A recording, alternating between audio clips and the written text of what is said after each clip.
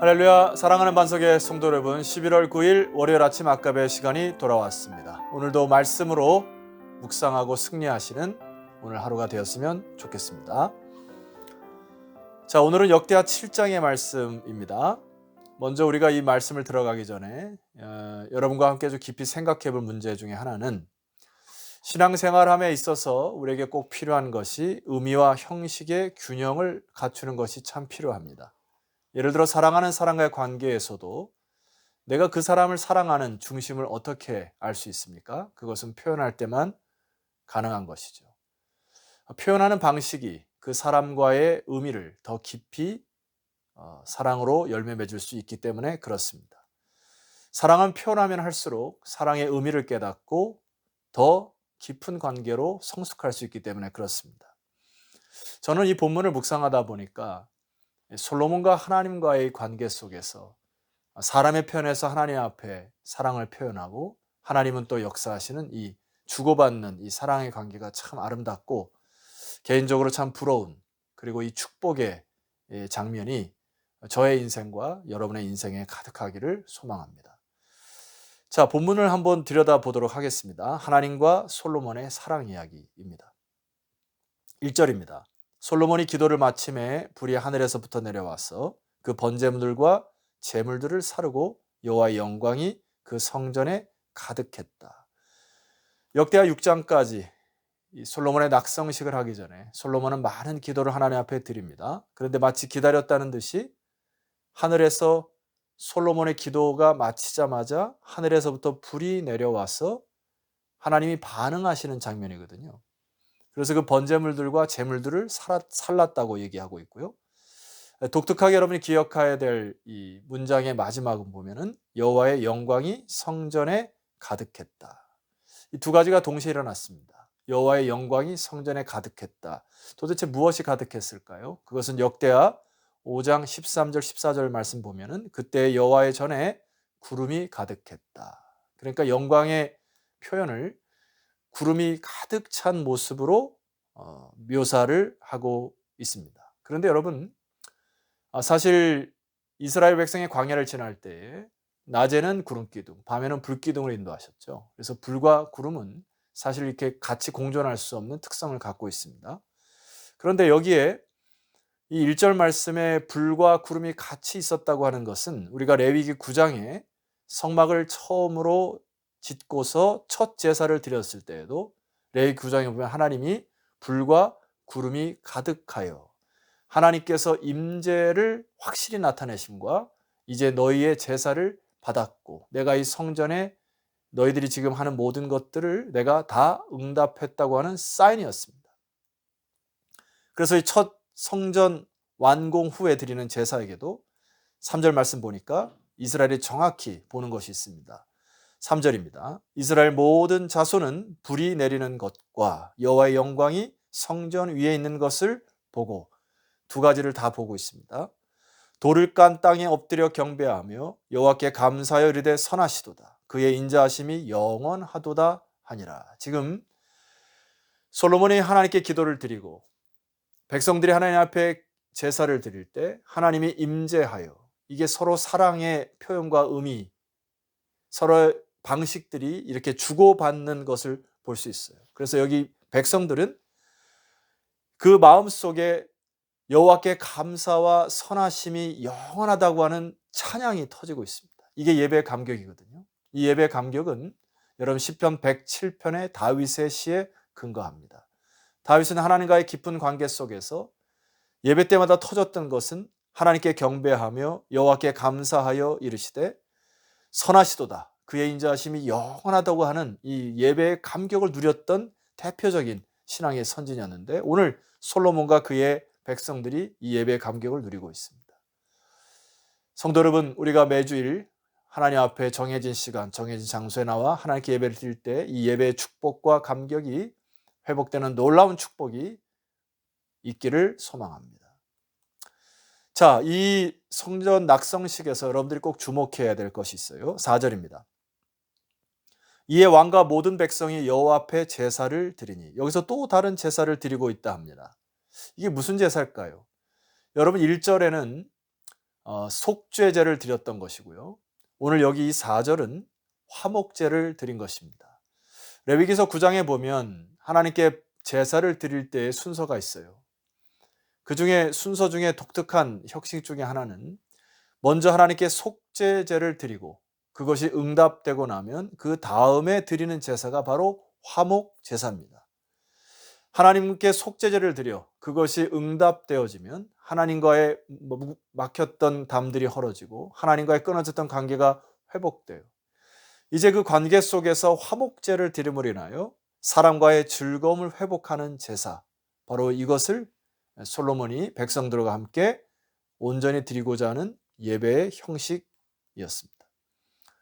오늘 우리가 이 예배의 순서를 기억할 이유가 있습니다. 오늘날 많은 부분에 나의 죄의 문제가 해결되지 않고 사람과의 쌓았던 죄의 갈등들, 그리고 수많이 지었던 나의 죄들이 하나님 앞에 깜깜하게, 그리고 덕지덕지 이 죄가 붙어서 거룩한 하나님과 만나지 못하는 그런 채로 나 스스로 용서함 받았고 나 스스로 판단하여 하나님 앞에 화목제로 나가는 경우 하나님이 그 제사를 받지 않으시는 것입니다.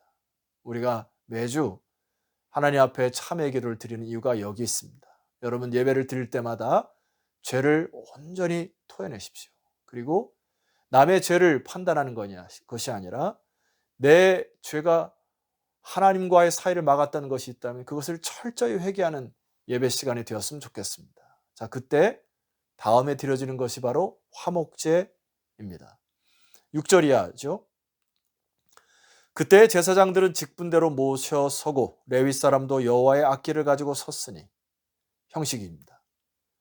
형식을 갖춰요. 7절 솔로몬이 또 여호와의 전 앞들 가운데를 거룩하게 하고 거기서 번제물과 화목자의 기름을 드렸으니 말씀에 기록된 대로 번제물과 화목제의 기름까지도 드립니다. 8절 그때 솔로몬이 7일 동안 절기를 지켰습니다.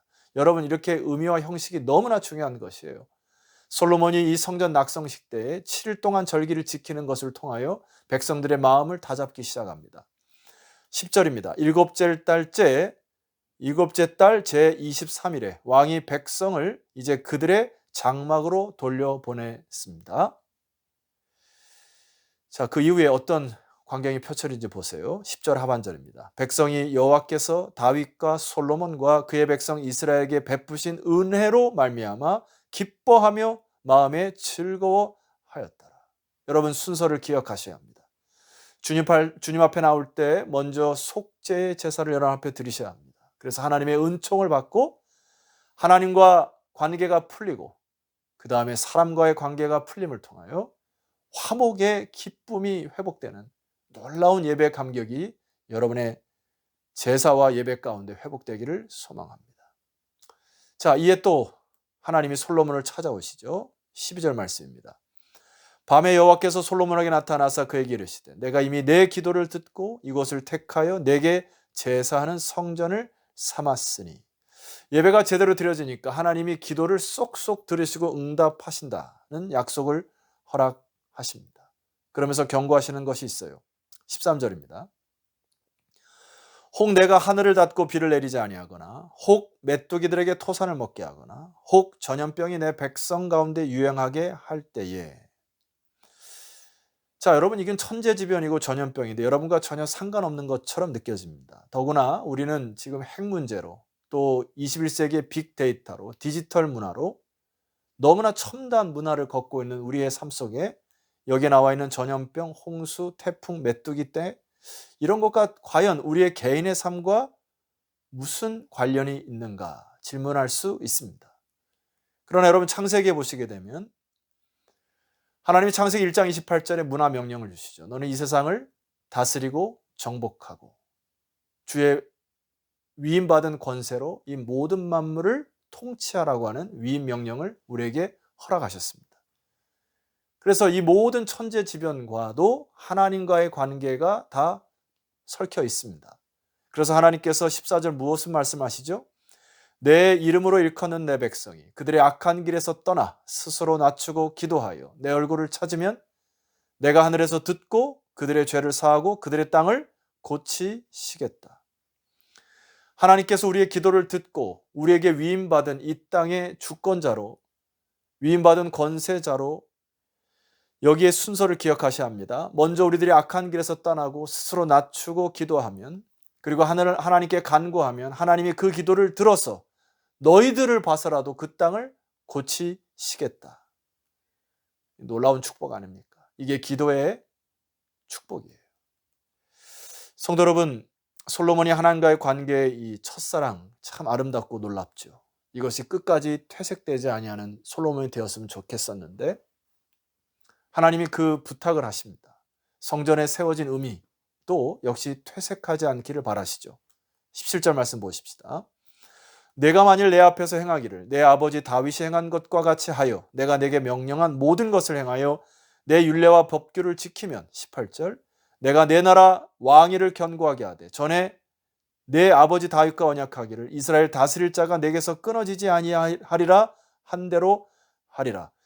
성전이라고 하는 것은 건물만을 붙드는 것이 아니고 성전을 통하여 하나님과의 관계성을 붙들라는 것입니다. 오로지 너의 중심을 나에게 주기만 하면 하나님 뭐라고 약속하시는 것이죠? 나머지는 내가 다 책임질 것이다. 이게 성전을 통한 하나님의 약속이에요. 자, 19절. 그러나 너희가 만일 돌아서서 내가 너희 앞에 둔 율례와 명령을 버리고 가서 다른 신들을 섬겨 그들을 경배하면, 20절. 내가 너희에게서 준 땅에서 그 뿌리를 뽑아내고 내 이름을 위하여 거룩하게 한 이 성전을 내 앞에서 버려 모든 민족 중에 속담거리와 이야기거리가 되게 할 것이다. 여러분, 이스라엘 역사를 보면 참 슬픈 역사 많이 떠오릅니다. 자, 21절에 이렇게 기록되어 있는데요. 이 성전이 비록 높을지라도 그리로 지나가는 자마다 놀라 이르되 여호와께서 무슨 까닭으로 이 땅과 이 성전에 이같이 행하셨는고 하면, 22절, 대답하기를 그들이 자기 조상들을 애굽 땅에서 인도해내신 자기 하나님 여호와를 버리고 다른 신들에게 붙잡혀서 그것을 경배하여 섬김으로 여호와께서 이 모든 재앙을 그들에게 내리셨다 하리라 하셨더라. 여러분, 너무나 잘 알듯이 우리는 이스라엘의 슬픈 역사를 알고 있습니다. 우리는 그 역사의 전철을 다시 밟지 않아야 하겠습니다.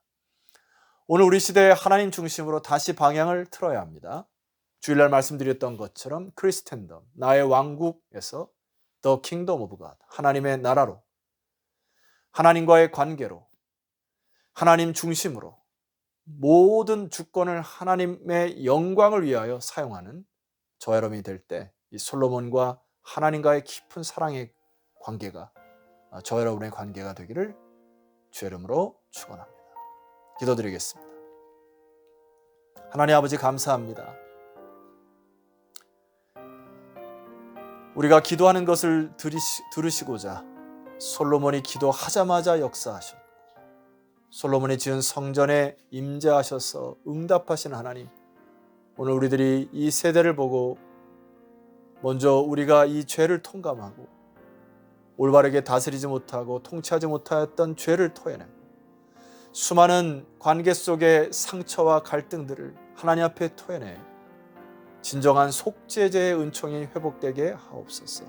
이제는 그리함으로 우리가 예배를 드릴 때에 다시금 기뻐 드리는 화목제의 축복을 경험하는 우리 반석의 모든 성도들이 되게 하옵소서. 예수 그리스도 이름으로 기도드렸사옵나이다. 아멘. 자, 성도 여러분, 내일 아침에는 역대하 8장의 말씀으로 만나도록 하겠습니다. 내일 뵙겠습니다.